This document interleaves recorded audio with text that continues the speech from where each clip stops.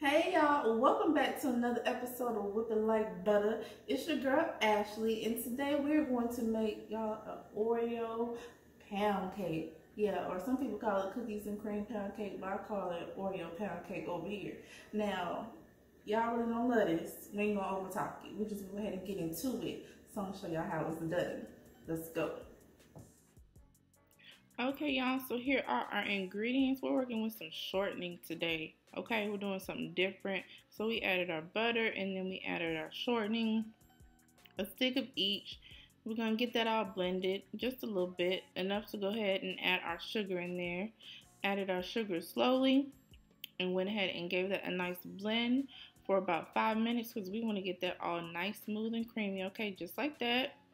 Alright, so it takes time, and then after we have that blended, we're going to go ahead in here with our spoon and we're going to scrape down the sides of our bowl just to make sure that we get everything mixed. And then we're going to add our cream cheese. Now your cream cheese and your butter should be at room temperature. So add your cream cheese and just mix until it's blended, okay? And then after that, we're going to go ahead and add our vanilla extract in here. Alright.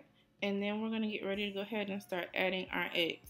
So y'all know how we do. We add our eggs one at a time, mix well after each addition before adding the next egg. Of course, we don't mix this fast. We slow it down, about medium speed, and just mix it together really well after each addition, and it should be nice, smooth, and creamy like this. And we're going to go ahead and scrape the sides of the bowl again. Alright, so go ahead and add your baking powder and your salt into your flour and give that a little whisk. And then we're going to add our flour right here into our wet batter. Alright, so what I did, I added the flour in a couple of different parts. So you can add it a cup at a time, roughly, something like that. As long as you don't add the flour all at once, just to give the batter some time to catch up, and go ahead and incorporate the flour into the mixture. So you can have this about medium speed as well. I just sped it up here so you can see the process. And go ahead and add the flour until it's done. Mix it until just mixed and then stop. Alright, so we have our Oreos and we're going to crush them into some semi-big pieces. I didn't want them small because I didn't want them to mix into the batter and make this a chocolate cake. So I hit them a couple times and I just went in with my fingers to go ahead and break the cookies up the rest of the way. Leave the filling in there, y'all. And then we're going to go ahead and add it to the batter. And you see they're kind of still big, not super big, but they're kind of still big. And then we're just going to stir that by hand, alright, before we go ahead and pour the batter into our bundt pan. Alright, so it's nice and mixed. So we're going to go ahead and grab our spray and spray the hell out that bundt pan because we don't have any sticking business over here. And after that, we're going to pour the batter into the pan, and we're going to bake this. We're still doing cold oven style over here, y'all. That's been my favorite. I think it's really allowed the cake to rise slow and cook really evenly. So 325 degrees for an hour to an hour and 15 minutes. After you have your batter poured into your bundt pan, go ahead and smooth the top of your cake so it cooks nice and even, and pop that thing in the oven. Alright, and here we are. It's ready to go. It's already done, so we're going to go ahead and invert our cake. It's cooled for 20 minutes. After 20 minutes, I go ahead and pop it out of the pan so it doesn't continue to stick in there and all that type of jazz. Alright, so we're also going to make a glaze for our pound cake or an icing or what have you, just to give it some extra, pizzazz. So we have our powdered sugar. We added some salt. We have some vanilla going here. I'm going to go ahead and turn on the mixer, and we're going to slowly add our milk. So you can add like 2 to 4 tablespoons of milk. It really depends on your desired consistency, how thick you want your glaze to be. I didn't want mine to be super thick, so I went ahead and added the 4 tablespoons of milk. But add it slow and stop and mix and see and give it some time to thicken up before you add all that milk, because just a little bit of milk can change the consistency of your powdered sugar glaze, okay? Alright, so we're going to keep mixing this here, and it took like, I don't know, maybe 3 minutes. And okay, and here's my consistency right here. I wanted you to see it. And then we're just going to pour that right over this cake. All right, you want to allow your cake to completely cool before you pour your glaze on there, just so it gets a nice stick on that cake, okay?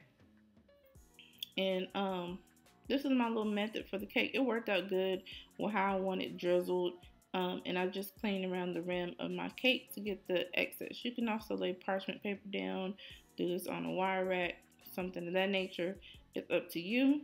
And so I also wanted to add some Oreo cookie crumble on top. I wanted to add a thin, very thin crumble.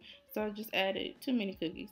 But I put my cookies in the mixer, no cream, all right, until they were ground. And then I just went ahead and sprinkled it on top of the cake. All right, so we had a little Oreo cookie look, all right. And then after that, I just put some Oreos in the middle. There's some glaze in the middle, and y'all, this pound cake really tasted like a big old piece of Oreo. It's just, okay, this cake was just bomb. Like, I'll talk about it, and I'm not like crazy over Oreos. I like them, I'm not crazy over them, but this cake was definitely awesome. All right, so you know I gotta cut that thing for y'all. Give y'all a nice little look, and make sure that y'all stick around for the end for the taste test, all right? All right, y'all, so we got a pretty low piece right here. All right, you see all that Oreo in there. That's why I didn't want the, I don't know this country accent today. That's why I didn't put like big chunks of Oreo in there, because I wanted them to hold up in the cake, you know what I mean? Especially since we added that cream cheese. Let's go ahead and get this a little taste. I don't even know where to start. Let's start right here. Yeah.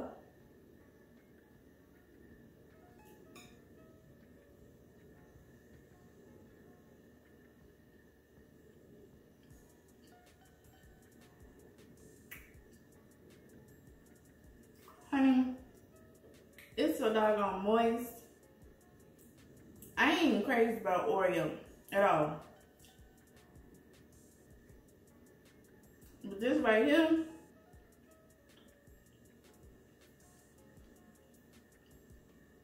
some people use buttermilk.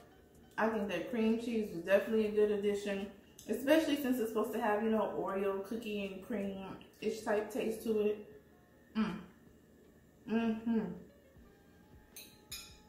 Yeah, you definitely want to get this recipe in the description box.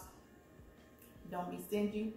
Make sure you share, like, subscribe, and we'll definitely catch y'all next time. This tastes so good.